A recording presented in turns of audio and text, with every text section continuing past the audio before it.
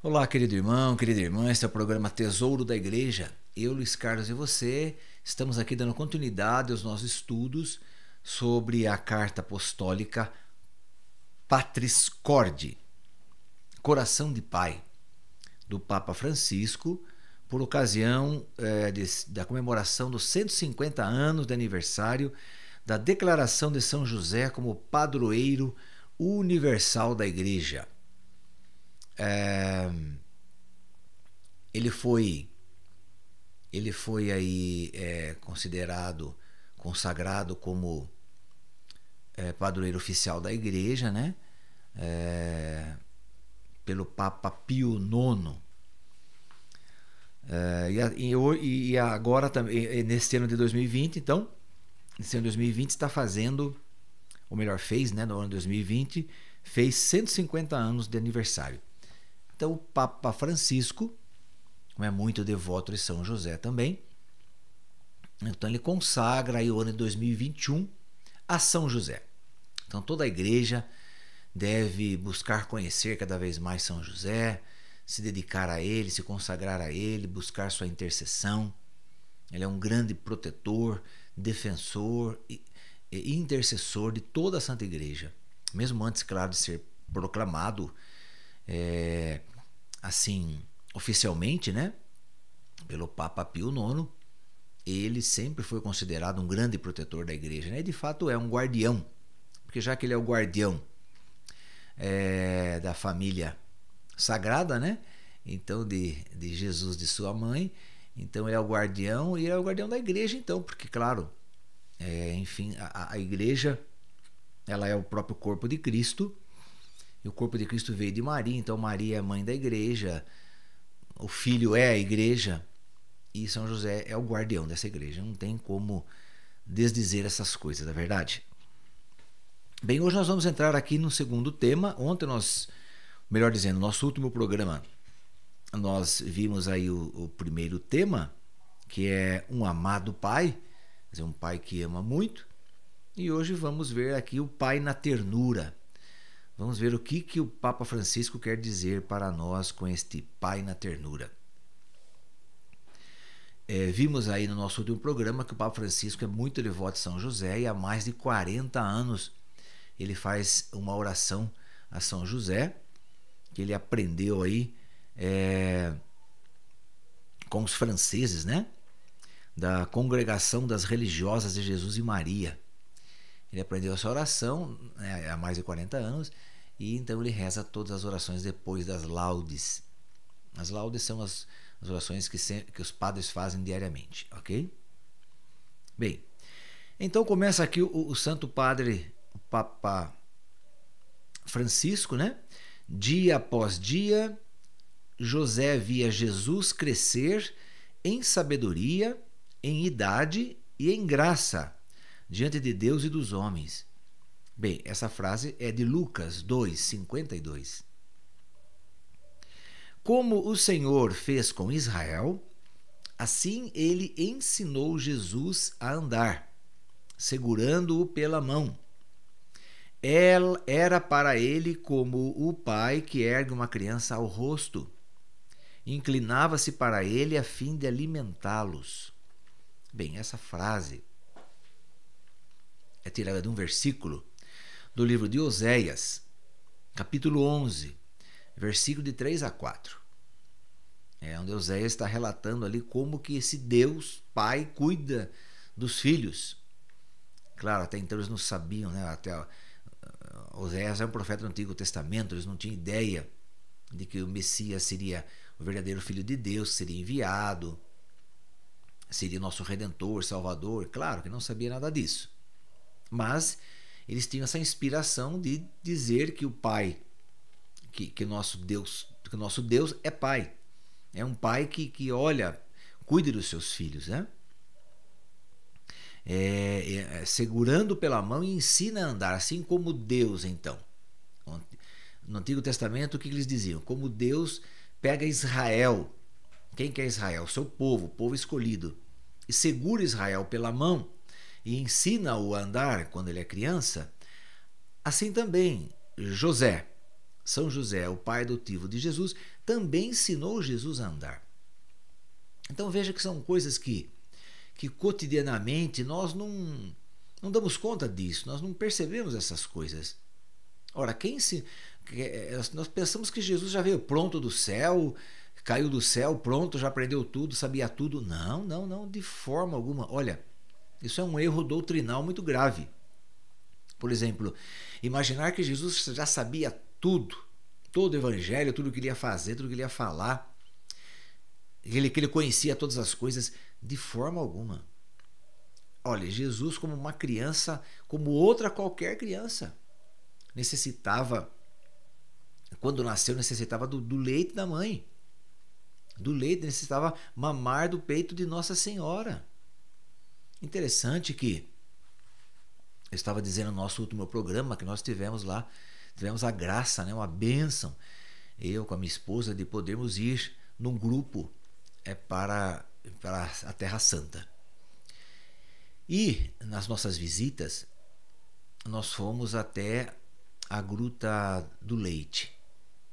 Bem, o que é essa Gruta do Leite? Quando estava José, o menino já tinha nascido, né? E José então estava voltando, né, para sua terra natal. O que aconteceu? Ficaram sabendo então que os soldados estavam chegando ali para matar as crianças, porque o Herodes já tinha dado a ordem, né?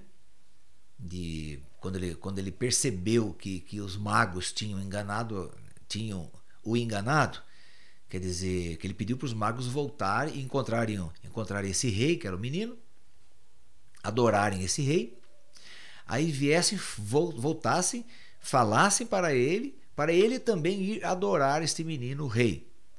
Ele não queria adorar o menino rei, ele era para matar, porque ele não queria concorrente. Então aí os magos foram, conheceram o menino, adoraram, entregaram seus presentes e, avisados em sonhos, né, para não voltar pelo caminho de Jerusalém, mas irem por outro caminho, voltar para suas terras.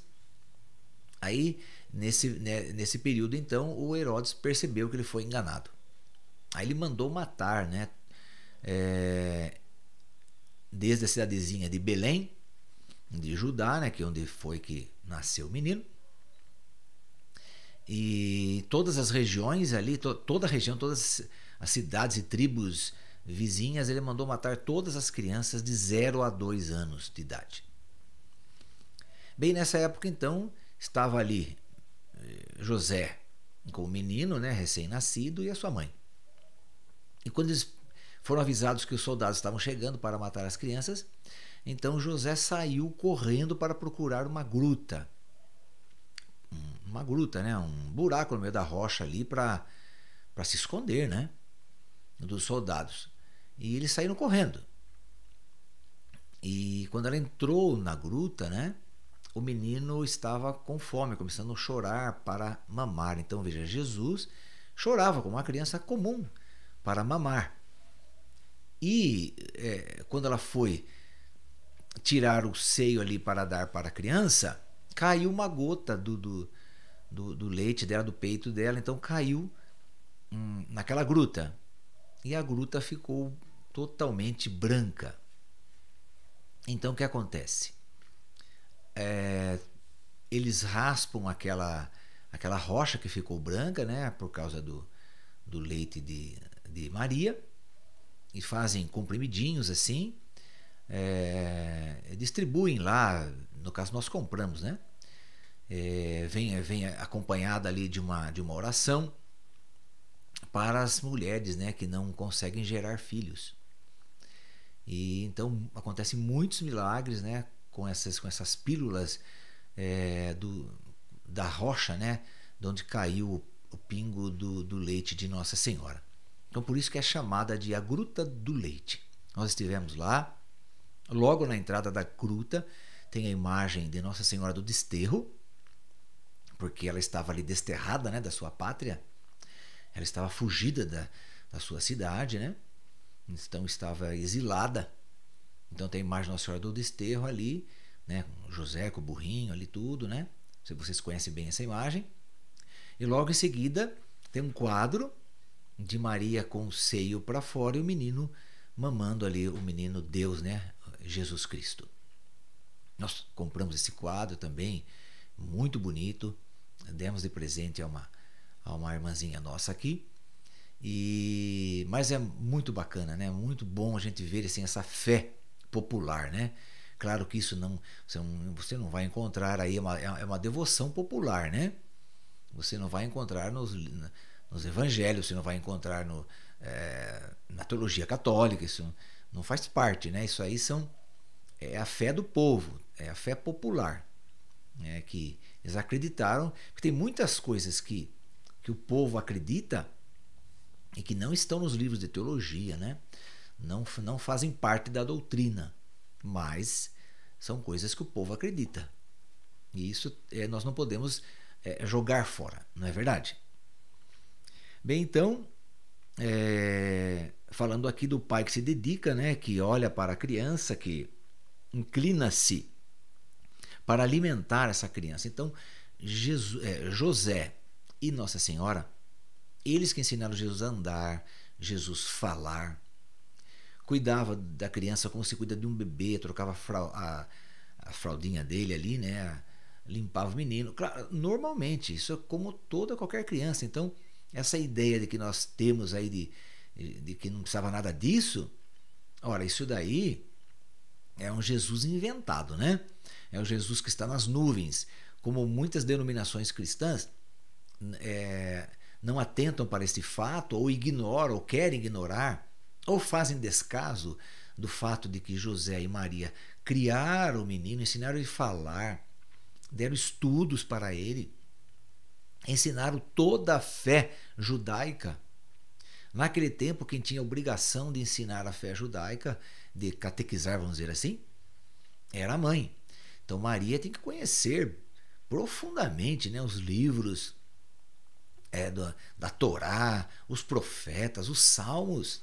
Então Maria cantava os salmos para Jesus, José cantava os salmos nas suas ceias, no horário de refeição. Jesus foi aprendendo tudo isso, gente. Então, esse Jesus que as pessoas imaginam, que outras denominações cristãs falam, né? Esse Jesus aí, só o Jesus ressuscitado, o Jesus glorioso, o Jesus vencedor, triunfante. É bonito, claro que é maravilhoso, nós cremos nisso também. Mas ficar só nessa parte, ficar só nisso, nesse Jesus, então você está menosprezando tudo que Deus fez através de Nossa Senhora e de José, o pai de Jesus, não é? Então nós temos que sim atentar para estes fatos que ocorreram, aconteceram e são muito importantes para a nossa fé. Nós nunca podemos deixar de pensar, de analisar, de estudar o Jesus de Nazaré, o Jesus que cresceu em Nazaré, que tinha seus amiguinhos, seus priminhos, e ali ele brincava com as brincadeiras da época. Não sabemos que tipo de brincadeiras são essas, mas se fosse hoje, as crianças de hoje não, as crianças do meu tempo, né? Então, brincadeira do que? De esconde-esconde, de pular corda, rodar pneu na rua, né? Eu fazia muito isso. Hoje é diferente, hoje tem o celular, a criançada não sai dos joguinhos do celular, né? Mas, então, quer dizer, e no tempo de Jesus, como é que era? Não sei. Eu jogava bolinha de gude, peteca, enfim, essas coisas. Agora, mas isso é do meu tempo. E do tempo de Jesus, como que era? Mas ele brincava também.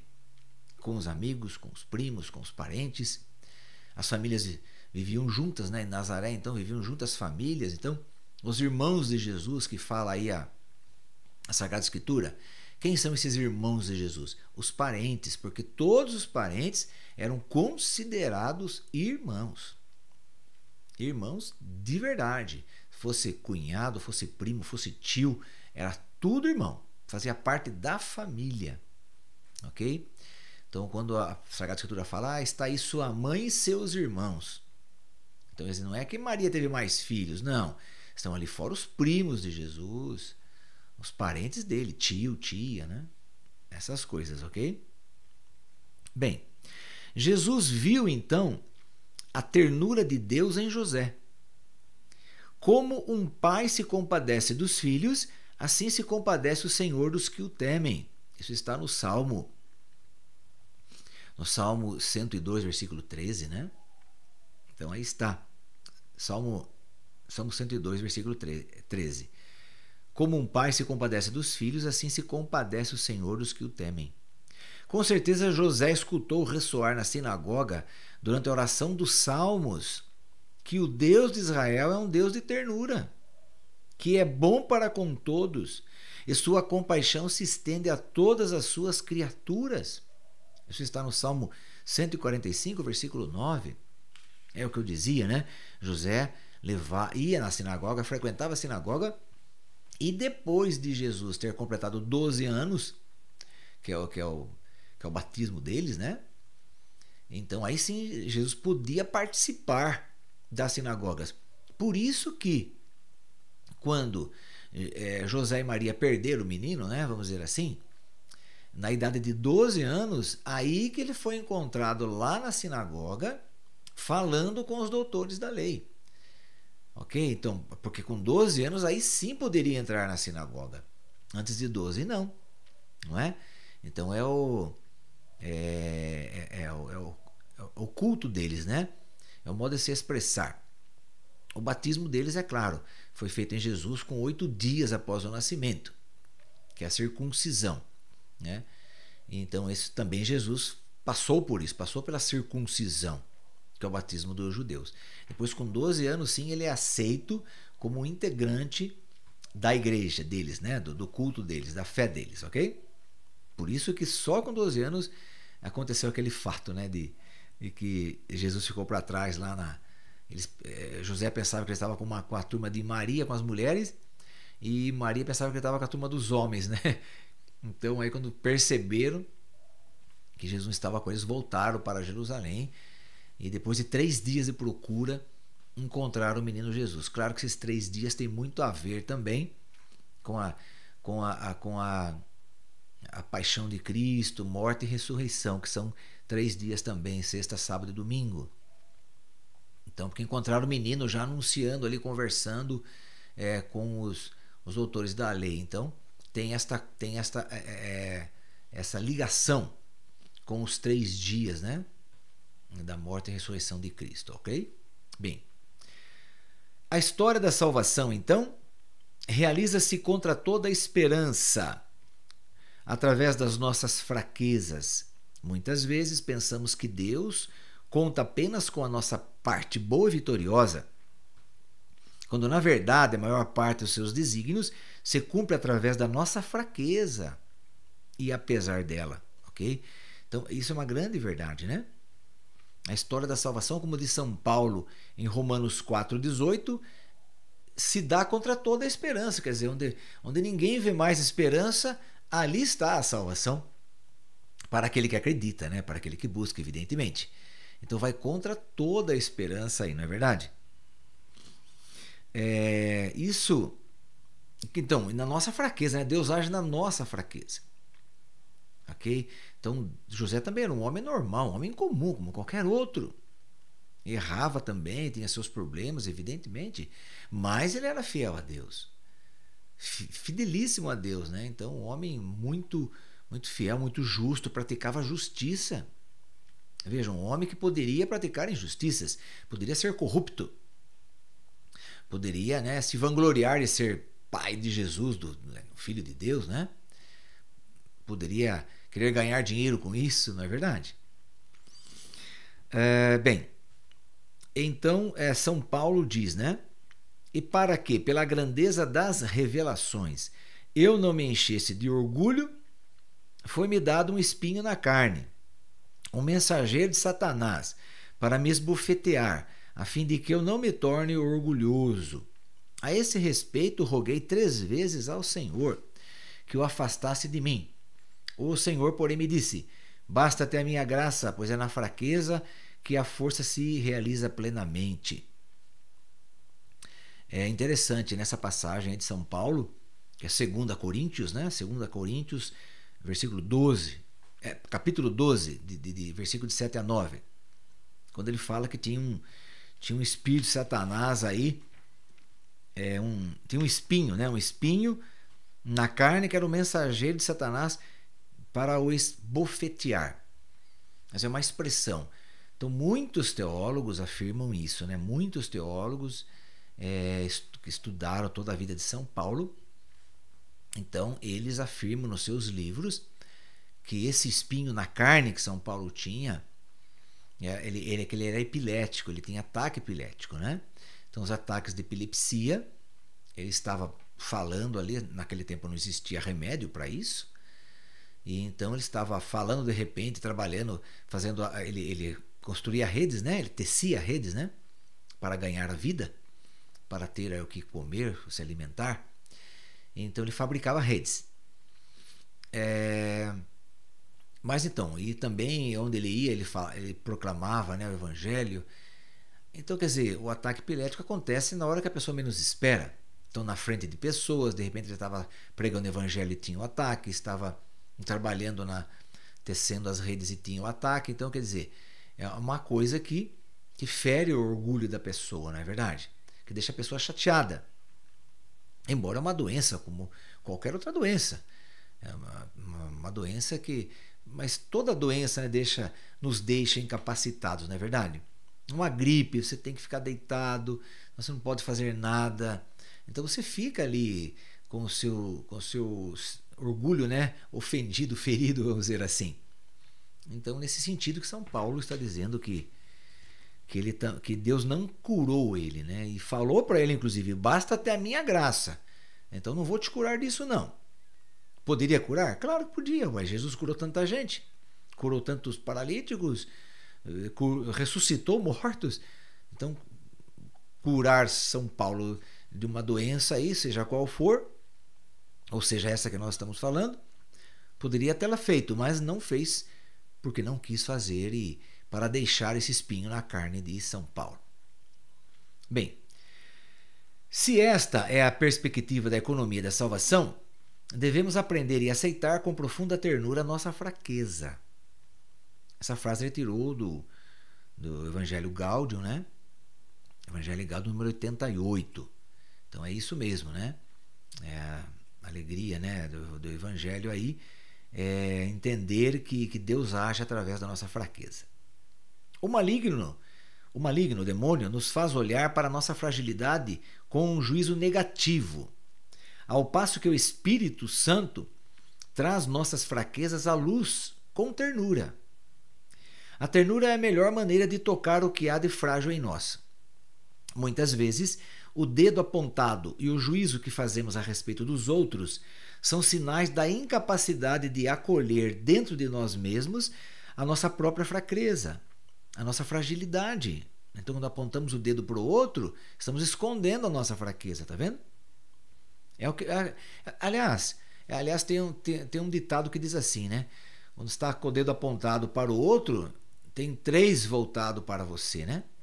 3 dedos voltados para você. Então, só a ternura nos salvará da obra do acusador. Só a ternura. Isso está em Apocalipse 12:10. Por isso é importante encontrar a misericórdia de Deus, especialmente no sacramento da reconciliação, fazendo uma experiência de verdade e ternura. Paradoxalmente também, o maligno pode dizer-nos a verdade, mas se o faz é para nos condenar. Ele fala, olha, você pecou ali, você errou ali. E é verdade, erramos mesmo, fizemos aquilo. O demônio não está errado, mas a acusação dele é para nos condenar, para nos diminuir, para nos deixar para baixo, opressivos, depressivos, para dizer, nossa, eu sou uma porcaria mesmo, não consigo melhorar. Então, é nesse sentido que Satanás vem dizer a verdade. Não para nos ajudar, mas para nos condenar. Entretanto, nós sabemos que a verdade vinda de Deus não nos condena, mas nos acolhe, nos abraça, ampara e perdoa. A verdade se apresenta a nós sempre como o Pai misericordioso da parábola, né? A parábola que acolhe aí o filho, né, que foi embora. Vem ao nosso encontro, devolve-nos a dignidade, como ele fez com o menino, né? Colocou sandália nos pés, porque era filho dele, tinha que ter sandália. Os escravos não tinham sandália, mas ele tinha. Colocou o anel no dedo para dizer, você pertence à minha família, né? Levanta-nos, faz uma festa para nós, dando como motivo o fato de que este meu filho estava morto e tornou a viver. Estava perdido e foi encontrado. Então, a vontade de Deus, a sua história e o seu projeto passam também por meio da angústia de José. Quantas vezes José ficou angustiado, ficou, meu Deus, né, sem saber o que fazer diante das situações? Então, claro que o Espírito Santo vinha ajudá-lo e ele a discernir o que fazer, e ele discernia. Assim, ele nos ensina que ter fé em Deus inclui também acreditar que ele pode intervir, inclusive, através dos nossos medos, nossas fragilidades e nossas fraquezas. Claro, São José teve medo de acolher Maria como sua esposa. Teve medo. E aí o anjo veio em sonhos falar com ele, né? Assim nos ensina que em meio às tempestades da vida não devemos ter medo de entregar a Deus a condução da nossa barca. Por vezes queremos controlar tudo, mas o olhar dele vê sempre mais longe. É verdade, né? Nós queremos controlar tudo que está ao nosso alcance, sob o nosso domínio, controlar tudo. Nós vamos resolver isso, nós vamos dar o passo certo, e muitas vezes damos um passo para frente e 10 para trás. Por quê? Porque não fomos em busca de Deus. Não fomos em busca da sua ajuda, em busca do seu Espírito para nos dar discernimento, sabedoria, para nos conduzir.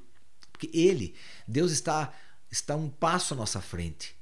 Mas o passo desse Deus à nossa frente quer dizer, está a milhões de anos à nossa frente.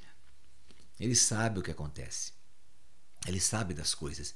Então devemos sim sempre procurar o nosso Deus, procurar aí o seu discernimento, assim como fazia José. José também tinha suas fraquezas, seus medos. Claro, quem não tem medo? Quem não tem medo, não é? Então todos nós temos sim, José também tinha. José não era diferente de nós, ok? Maria também teve medo? Sim, teve medo, claro. Mas a confiança dela, a fé que ela tinha e tem em Deus, superava tudo isso. Superava todas as coisas. Não é verdade?